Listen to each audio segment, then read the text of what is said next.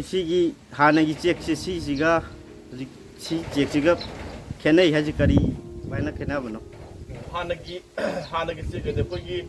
traditional brick top. Traditional brick, a queen of six has a hollow blocks Kenavas, Penone. A Pogi Sigi blocks. City Maya is hollow or a lady. Aduna, Maya is hollow or a lady of Lina. A Pogi,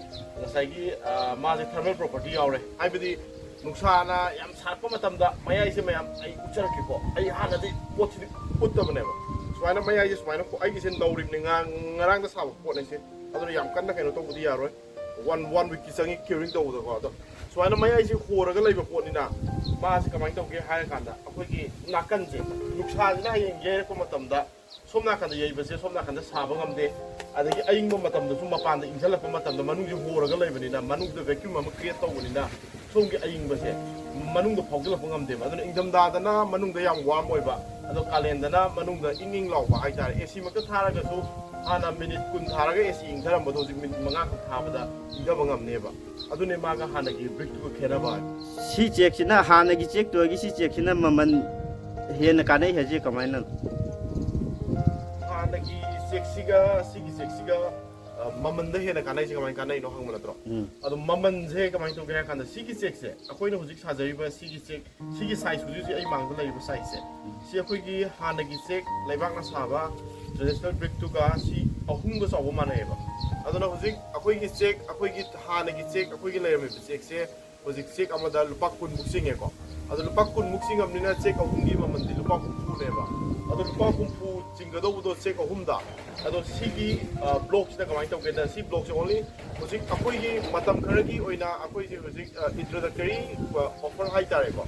The Apoigi say was it Maman Matam Karagi in 45 to Pizari, Vesiko. Sigi say Apoigi Canone M15 composition, that's how a block ne. Ado Maman say Mana was it 45,000 offered who's in a Maman said,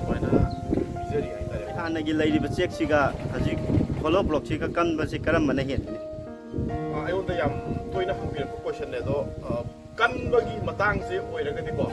Sigi block city, Aquina can on hire a sema block. Aquay cement, adigi dust there, adigi languine, chemical current, other concrete, Mayamsi Yorga, hire a sema block. Other string you up more a CD, Aquigi. Mixing ratio do adugi matungina akoina coloring idu kai kalan be yaba si nung do dum color la yaba nung di hena kalan ge yaba si de koina ko adon ma pambi ba kaino du dum kalan mangam ba dum kalan be yaba ko to bodo bo akoina uzik hazari je M15 gi ratio ne ba M15 je mayam khang ma mi yaw ni khang bi da mi yaw ni khang bi da mi yaw na internet sa ga dum yeng bio M15 gi mixing ratio na ko Ado magi compressive strength M15 gi wang bane adum wang abane adum yara bane ko si sek sing ngarang da sab sek ne si makon tabi rong ne me sik se habidi apo ise get mixer magi chemical mayam amu hape aduga magi se mixing ratio su M15 da sab ni na sigi sek se season abada adum phazana kallaba sek ne ba aduga sidagi yana kanba pame ha so tudi akoina mi dugi customer dugi demand dugi matungina akoina eta kaino to koi kanba pame ha so tudi sembe ai to bodo bo sigi se akoi adum mayam na chatnaraba haitare ko mayam gi oina chatnaraba yanaraba season aba yaraba string dune na ai mayam da samain thamjage adubu si akoi atopa AC block di compare to we are moi ge maina di pepe law ba pop law du di law roi si akoi gi kang di begini kang ga da di six get thengna ba ko je keng law ne ba akoi gi keno thengna ba gi type da adu yam simple example ha ga si six ke am kan gi na hang ba je akoi gi yumda akoi gi phanglang da plaster to ba na traga akoi gi bim hai ba kalli do ado akoi gi nung lengoi to ra hai ba ni da chama ne do adu mai nung lengoi to ra hai ba po ne to bu do bo akoi gi sta mayai ji ko ba ni na lightweight oi na ba gi da ba mayai ji ko hal laga pot se yang han ba ne ba adu ka ki khena ba ne adu ga magi strength di aku ngasai M15 gi strength do Ko yum nung mathak hapak pada ayang mo yam pam nei dana dun na haji Hanagi lady check to ga si hollow block siga karam mana hena yang ba hin ni yang ba hen bagi matang se ko aina ngasai jo haijegre sigi block se block amaga akoi gi da sajari ba block se makal ani ne amana sigi huji lay ba ꯑꯩꯈꯣꯏ ꯃꯥꯡꯗ ꯂꯩꯕ ꯕ꯭ꯂꯣꯛꯁꯦ ꯁꯤꯅ block ꯑꯃꯒ check ꯑꯍꯨꯝꯒ ꯆꯥꯎꯕ ꯃꯥꯟꯅꯕ ꯑꯩꯈꯣꯏꯒꯤ ꯍꯥꯟꯅꯒꯤ ꯆꯦꯛꯇꯣ ꯑꯍꯨꯝꯒ ꯆꯥꯎꯕ ꯃꯥꯟꯅꯕ ꯑꯗꯒꯤ ꯁꯤꯗꯒꯤ ꯈꯤꯇꯪ ꯆꯥꯎꯈꯠꯄ ꯁꯥꯏꯖ ꯑꯃꯒ ꯂꯩꯔꯤ ꯁꯤꯅ ꯏꯟꯆꯤ 19ꯅꯦ ꯑꯃꯗꯅ ꯏꯟꯆꯤ 13 ꯑꯣꯏꯕꯀꯣ 13ꯇꯨꯒ 19ꯒ ꯑꯅꯤ ꯂꯩꯕꯅꯦ ꯑꯗꯣ ꯁꯤꯅ ꯑꯍꯨꯝꯒ ꯆꯥꯎꯕ ꯃꯥꯟꯅꯕ ꯑꯃꯁꯤꯅ ꯆꯦꯛ 5ꯒ ꯆꯥꯎꯕ ꯃꯥꯟꯅꯕꯅꯦ ꯑꯗꯣ ꯆꯦꯛꯁꯦ ꯑꯩꯈꯣꯏꯒꯤ ꯅꯣꯔꯃꯦꯜ ꯑꯩꯈꯣꯏꯒꯤ ꯂꯩꯕꯥꯛꯀꯤ ꯆꯦꯛꯁꯦ ꯆꯦꯛ ꯑꯃꯗ ꯀꯤꯂꯣ 2.5 ꯑꯍꯨꯝ ꯑꯗꯨꯃꯥꯏꯅꯗꯤ ꯂꯣꯏ ꯂꯨꯝꯃꯦꯀꯣ ꯆꯦꯛꯁꯦ ꯑꯍꯨꯝꯃꯛ ꯌꯧꯗ꯭ꯔꯒꯁꯨ ꯀꯤꯂꯣ 2.5ꯗꯤ ꯂꯣꯏ ꯍꯦꯜꯂꯦ ꯑꯗꯨꯃꯥꯏꯅ ꯆꯦꯛ ꯑꯃꯅ ꯀꯤꯂꯣ 2.5 ꯑꯍꯨꯝ 2.5 하이는 빠지네 2.5 루먹번세 씩 ahumsina lumdoise horen kilo 8.5dagina 9 씩 ahumsina lumneba ado ngasai gi akhoi sigi size se ngasai 씩 ahumga manai haiba sigi block sina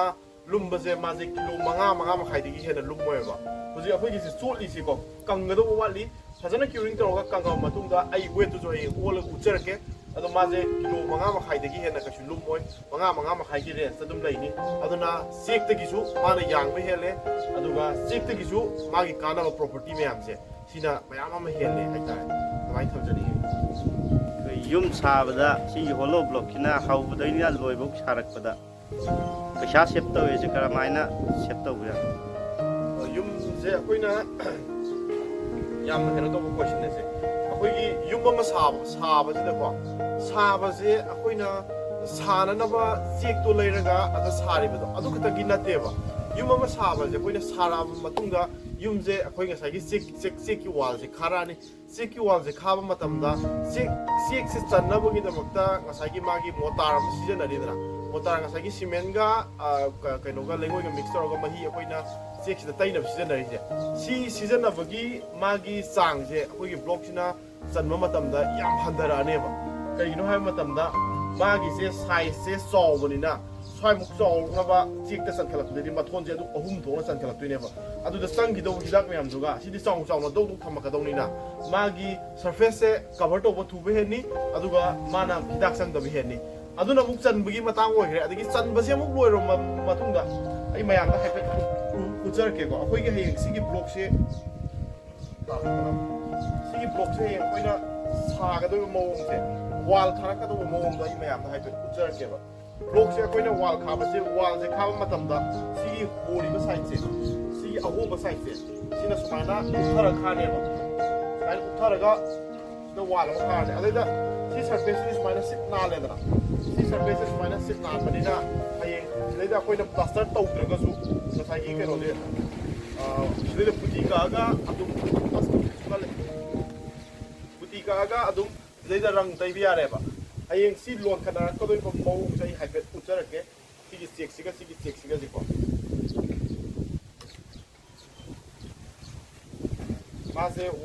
wall sama ko batam da sumaina neba si uje ai kente yaw na te hidang da kaim yaw na te ko se ai mayam da sum lo la ta jabane ado surface se somna kan sit na le si to bo je chap mana min na siga je som je sumaina sit na le ado akoi sik te sam ba je som na laga som na kan sai thang je nan de dra मादी सोम से नानो मतमदा सोम ना कंथंग Maasai से seat नालनेबा other सुमाइना मथंग loan खलकबसिदा अखोइगी सी मसागी आइना हानगी video दो हाइदि हाइजगरने already plaster तोबा पोटना plaster तौरिबा पोटुना साबा पोनिना plaster अमुक तोगाना सी मथक्ता नौना तौद्रगसु मुग यारेबा अदुना सिगी सरफेस से नालगा लेबिना हाइंग सिदैदा पुति कागा सी मथक्ता रंग तैबा दुम यारेबा सीनेबा हेंग चलकपना चन खलकदोइस आई जस्ट एग्जांपल दिको सुमाइना चन्नी हाबिना ते तौबदबु चनबदा सुमाइना उपगदि चनगनी अदुदुगा हाइंग सी मथंग चन खलकदा सुमाइना सीना दुम वाल ओइजरेदना सीना मा अखोइगे साइगे प्लास्टर तौरिबा सरफेस तो सीना ओइजरेदना अदुगा सुमाइना तौरगा सिदा चलकपनिना सरफेस से नागनी अदुना प्लास्टर तौबगी पैसादुमा सेप ओइरनी अदगी अखोइगी नसागी चनबदा चंगदो पैसादो अदुमा हंधरनी मागी वॉल्यूम से चावरकपनिना माना हेंग जगह दो समना हादा आइनि नसाइ हाइजगी तो चाउना दुक लादौनिना मासे अदुगी माना वॉल्यूम तो चाउ कलमिना अदुगी हिदाक चंगदो चांग तो हंधरनी अदुगा इ सरफेस नालमिना प्लास्टर तौबसी यारनी अदुना सिना कॉस्ट इफेक्टिव ओइबे याम हेनगनी अखोइगी ब्रिक तो कंपेयर तौनबदा को अराउंड 40% दी अखोइगी युम अमा पुलप साब लोइबा मतमदा माना कॉस्ट इफेक्टिव ओइबे याम हेनगनी को अदुगा मा फंगिबा प्रॉपर्टी मैम से अखोइगी थाइनगी चेक्स दि फंगबा नतेबा ट्रेडिशनल ब्रिक्स दा मागी प्रॉपर्टी मैम से फंगबा नतेबा अदुगा मैम दai कइनो तंगा हाइजरमगेबा अखोइनो हुजिक सी होलो ब्लॉक से असिंग बगिदि मनिंग ममांग गोगदौनेबा ꯁꯣꯝꯁꯨ ꯍꯣꯒꯗꯧꯅꯤ ꯑꯗꯨꯒ ꯍꯧꯖꯤꯛ ꯁꯣꯝꯗ ꯍꯣꯔꯤꯁꯦ ꯁꯣꯝꯗꯁꯨ ꯍꯣꯔꯤꯕ ꯑꯗꯨꯒ ꯁꯣꯝꯗꯁꯨ ꯍꯣꯒꯗꯧꯅꯦꯕ ꯇꯧꯕꯇꯕꯨ ꯑꯩꯈꯣꯏꯅ ꯍꯧꯖꯤꯛ ꯁꯥꯔꯤꯁꯤꯗꯤ ꯑꯅꯤꯃꯛꯁꯤ ꯍꯣꯟꯗꯦꯕ ꯍꯣꯟꯗꯦꯗꯤ ꯁꯣꯝ ꯅꯥꯀꯟ ꯊꯪꯕ ꯁꯥꯏꯠꯁꯦ ꯃꯅꯤꯡ ꯊꯪꯕ ꯁꯥꯏꯠ ꯃꯊꯛ ꯊꯥꯡꯒꯗꯧꯕ ꯁꯥꯏꯠꯁꯦ ꯁꯤꯗꯤ ꯑꯩꯈꯣꯏꯅ ꯈꯤꯇꯪ ꯈꯤꯇꯪ ꯐꯨꯜꯍꯜꯂꯦꯕ ꯑꯗꯣ ꯍꯌꯦꯡ ꯁꯤ ꯊꯨꯒꯥꯏꯕ ꯑꯗꯨꯝ ꯌꯥꯅꯤꯀꯣ ꯅꯨꯡꯊꯪꯅ ꯄꯣꯞ ꯊꯣꯡꯕꯗ ꯀꯥꯏ ꯌꯥꯝ ꯄꯥꯕ ꯂꯦꯌꯔꯅꯦ ꯑꯩꯈꯣꯏꯅ ꯍꯥꯞꯄꯤꯁꯦ ꯁꯤꯗ ꯍꯥꯞꯄꯤꯕ ꯂꯦꯌꯔꯁꯤ ꯀꯔꯤꯒꯤꯅꯣ ꯍꯥꯏꯕ ꯃꯇꯝꯗ ꯑꯩꯈꯣꯏꯒꯤ ꯃꯅꯤꯄꯨꯔꯗ ꯍꯧꯖꯤꯛ ꯄꯣꯠꯁꯦ ꯑꯅꯧꯕ ꯑꯣꯏꯕꯅꯤ나 ꯍꯌꯦꯡ ꯃꯤꯁꯇ꯭ꯔꯤꯁꯤꯡꯁꯤꯅ ꯆꯜꯂꯛꯄꯗ ꯁꯤꯗꯤ ꯃꯅꯤꯡ ꯃꯃꯥꯡ ꯍꯣꯠꯇ꯭ꯔꯣꯛ ꯀꯃꯥꯏꯅ ꯆꯟꯗꯣꯏꯅꯣ ꯍꯥꯏꯕꯒꯤ ꯀꯣꯏꯁꯟ ꯑꯃ ꯂꯥꯛꯀꯅꯦꯕ ꯑꯗꯨꯅ ꯃꯤꯁꯇ꯭ꯔꯤꯒꯤꯗꯃꯛꯇ ꯍꯌꯦꯡ ꯑꯋꯥꯕꯗꯣ ꯄ꯭ꯔꯣꯕ꯭ꯂꯦꯝꯗꯣ ꯐꯦꯁ ꯇꯧꯗꯅꯕ ꯍꯥꯏꯗꯅ ꯑꯩꯈꯣꯏꯅ ꯁꯤ ꯍꯥꯞꯆꯕꯅꯦ ꯁꯤꯒꯤ ꯃꯊꯛꯇ ꯑꯗꯨꯝ ꯍꯤꯗꯥꯛꯇꯣ ꯑꯗꯨꯝ ꯍꯥꯞꯄꯒ ꯑꯗꯨꯝ ꯆꯟꯕ ꯌꯥꯔꯦ ꯁꯤ ꯃꯊꯛꯇ ꯍꯤꯗꯥꯛꯇꯣ ꯍꯥꯞꯄꯒꯗꯤ ꯑꯩꯈꯣꯏ ꯆꯦꯛ ꯆꯜꯂꯤꯗꯨꯒ ꯆꯞ ꯃꯥꯟꯅꯅ ꯑꯗꯨꯝ ꯆꯟꯕ ꯌꯥꯔꯦ ꯇꯧꯕꯇꯕꯨ ꯍꯌꯦꯡ ꯁꯤꯒꯤ ꯃꯊꯛꯇ ꯆꯦꯛꯁꯦ ꯑꯩꯈꯣꯏꯅ ꯍꯤꯗꯥꯛꯁꯦ ꯍꯥꯞꯄꯦ ꯍꯤꯗꯥꯛꯁꯦ ꯍꯥꯞꯄ ꯀꯥꯟꯗ ꯉꯁꯥꯏꯒꯤ ꯁꯤꯒꯤ ꯆꯦꯛ ꯑꯍꯣꯕ ꯁꯥꯏꯠꯁꯤꯅ ꯁꯨꯃꯥꯏꯅ ꯁꯤꯒꯤ ꯃꯊꯛꯇ ꯊꯝꯃꯛꯄ ꯃꯇꯝꯗ ꯁꯤꯒꯤ ꯆꯦꯛꯁꯤꯒ ꯁꯤ ꯆꯦꯛꯁꯤꯒ ꯍꯤꯗꯥꯛꯇꯨꯅ ꯁꯤꯒꯤ ꯑꯍꯣꯕꯁꯤꯗ ꯆꯪꯉꯒ ꯂꯣꯛ ꯇꯧꯈ꯭ꯔꯅꯦꯕ ꯏꯟꯇꯔꯂꯣꯛ ꯇꯧꯈ꯭ꯔꯅꯦꯕ ꯑꯗꯒꯤ ꯑꯩꯅ ꯃꯇꯥꯏꯒꯤꯅ ꯍꯥꯏꯖꯕꯗꯣ ꯃꯇꯥꯏꯒꯤ ꯍꯥꯏꯕꯗꯣ ꯁꯤ ꯂꯩꯔꯦꯀꯣ ꯁꯤ ꯃꯇꯥꯏꯁꯤ ꯁꯨꯃꯥꯏꯅ ꯇꯧꯔꯒ ꯂꯩꯕꯅꯤꯅ ꯆꯦꯛ ꯑꯃꯒ ꯍꯌꯦꯡ ꯁꯨꯃꯥꯏꯅ ꯁꯝꯖꯟꯅꯔꯛꯄ ꯀꯥꯟꯁꯤꯗ ꯆꯦꯛ ꯑꯃꯒ ꯍꯌꯦꯡ ꯁꯨꯃꯥꯏꯅ ꯁꯝꯖꯟꯅꯔꯦ ꯁꯝꯖꯟꯅꯔꯀꯥꯟꯗ ꯁꯤ ꯃꯔꯛꯇ ꯍꯤꯗꯥꯛ ꯍꯥꯞꯈꯤꯕꯗ ꯁꯤꯒꯤꯁꯤꯅ ꯍꯤꯗꯥꯛꯇꯨꯅ ꯐꯥꯔꯒ ꯃꯕꯥꯅꯤꯁꯦ ꯏꯟꯇꯔꯂꯣꯛ ꯇꯧꯔꯅꯦꯕ ꯑꯗꯨꯅꯦ ꯃꯌꯥꯝ ꯁꯤꯒꯤ ꯆꯦꯛꯁꯤꯒꯤ ꯀꯥꯟꯅꯕꯕꯨ ꯑꯩꯈꯣꯏ ꯏꯟꯇꯔꯂꯣꯛ ꯇꯧꯕ ꯌꯥꯔꯦ ꯑꯗꯨꯒ ꯑꯩꯈꯣꯏꯒꯤ ꯃꯥꯒꯤ ꯄ꯭ꯂꯥꯁꯇꯔ ꯇꯧꯗꯕ ꯌꯥꯔꯦ ꯏꯟꯇꯔꯂꯣꯛ ꯑꯣꯏꯖꯔꯦ ꯄ꯭ꯂꯥꯁꯇꯔ ꯇꯧꯗꯕ ꯌꯥꯔꯦ ꯑꯗꯨꯒ ꯃꯥꯒꯤ ꯁꯤꯖꯤꯟꯅꯒꯗꯧꯕ ꯆꯟꯕꯗ ꯁꯤꯖꯤꯟꯅꯒꯗꯧꯕ ꯃꯣꯇꯥꯔꯁꯤꯡꯗꯣ ꯃꯥꯅ ꯌꯥꯝꯅ ꯂꯣ ꯑꯣꯏꯔꯦ ꯍꯥꯏꯇꯥꯔꯦ ꯑꯗꯨꯅ ꯌꯥꯝ ꯊꯤꯅ ꯀꯣꯁ ꯏꯐꯦꯛꯇꯤভ ꯑꯣꯏꯅꯤ ꯑꯩ ꯍꯥꯏꯖꯔꯤꯁꯦ ꯌꯨꯝ ꯑꯃ ꯀꯝꯄ꯭ꯂꯤꯠ ꯍꯥꯎꯁ ꯑꯃ ꯀꯟꯁꯇ꯭ꯔꯛ ꯇꯧꯕ ꯂꯣꯏꯕꯗ ꯑꯞ ꯇꯨ 40% ꯃꯥꯅ ꯁꯦꯚꯤꯡ ꯂꯩꯒꯅꯤ ꯑꯗꯨꯃꯥꯏꯅ ꯈꯟꯅꯤꯡꯉꯤ